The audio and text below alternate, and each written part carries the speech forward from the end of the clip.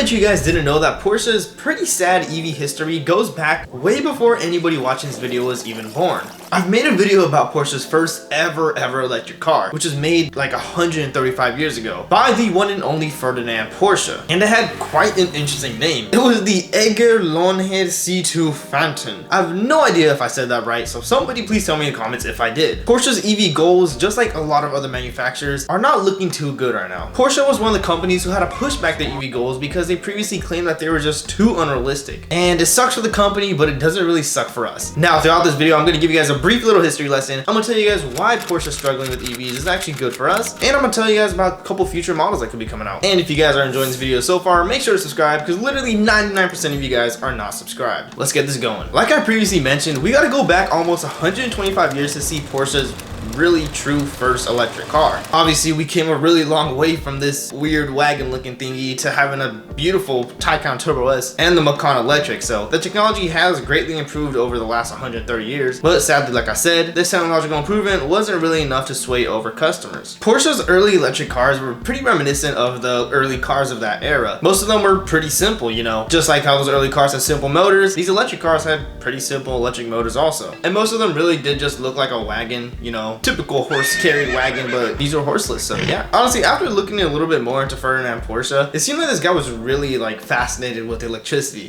Some articles are saying that he was fascinated with electricity from a really young age. So I mean, naturally, the electric car that he made was bound to happen. I really wonder what his reaction would be to electric cars of today. He'd probably like either be really impressed or really disappointed. I don't know. He made three super old electric cars. He made the previously mentioned one, which was Porsche's first fully electric car, and that one was designed in 1898. The car had an octagonal electric motor, which could reach speeds of up to 21 miles per hour. So I mean, that's pretty good for that time. He actually had another electric vehicle that he made, and I'm really sorry if I'm pronouncing these wrong. I have no idea how to say these. I'm just saying it how they look. But he had the long-haired Porsche Electromobile. Sorry, I feel like I said that more Spanish than German. But this one was presented at the 1900 Paris Expo, and this car featured an electric hub-wheel motor which could reach blazing speeds of 22 miles per hour, 1 mile per hour quicker than the previous electric car. And the last car on my ancient electric vehicle list is the Porsche Long-Hair Mixte. Mixte? I have no idea. And honestly, I'm not too sure about what this is. It's just from the article that I'm reading. But this states that Porsche designed a drive steering wheel with an electric motor. But let me tell you guys something crazier. Ferdinand Porsche actually created like the first hybrid car also. It was an altered version of the previously mentioned Edgar Lonhead C2 Phantom.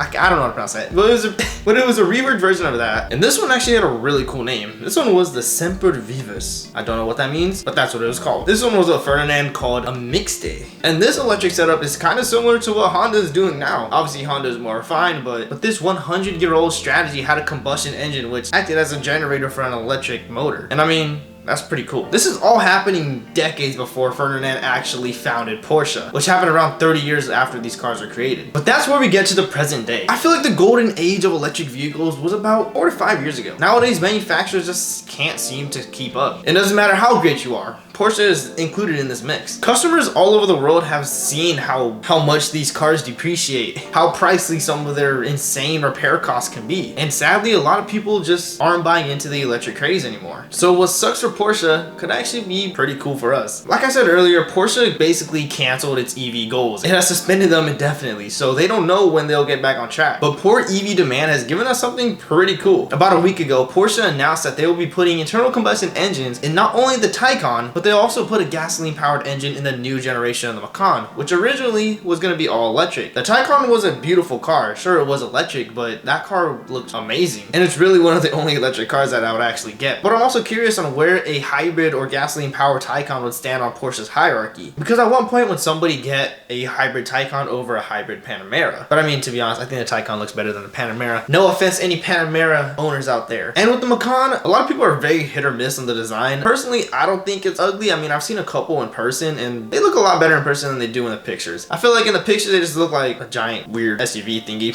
I don't know. No official details on what engines or what systems these cars will be using have been released anywhere. All we know is that at some point these electric vehicles will be getting hybrid powertrains. It really does seem like Porsche is somewhat giving up on electric vehicles. And I mean, that sucks for them because, you know, they've invested so much time and money into getting these electric vehicles. But I, for one, am so curious on what these new vehicles are going to look like. But there is another thing that that I do want to say, Porsche recently did confirm production on its new 6-stroke engine, which Porsche claims is going to be unrivaled in power and fuel efficiency. See, now I'm curious whether this engine is going to be exclusive for the high-end supercars and hypercars. We don't really know where this new 6-stroke engine is going to be placed, whether that's going to be the Porsche Mission X or if it's going to be in the newer 911s. But I do think that putting this new 6-stroke engine inside of the Taycan, if that's even possible, would be a great way to sell these hybrid Taycans. Let me know what you guys think in the comments. And based off of Porsche's ancient history, do you guys think that they should have tried taking a hybrid or electrification route before this whole craze started? Another thing I wanted to bring up real quick was talking about Porsche's literal fuel plant where they take out carbon from the air and turn it into fuel. I'm not going to get too in depth with this because I've kind of talked about this in some of my other videos, but Porsche has a running, working station where they take carbon from the air and turn it into fuel for cars. Donut Media did a video on it. I'll link it right here, but it's really some crazy stuff. So from starting your automotive career off with making electric vehicles and then making a hybrid vehicle like 120 years ago to cementing your brand as a big player in the future by creating renewable fuels and a super efficient and powerful engine, I think Porsche really has a lot of good things going for them,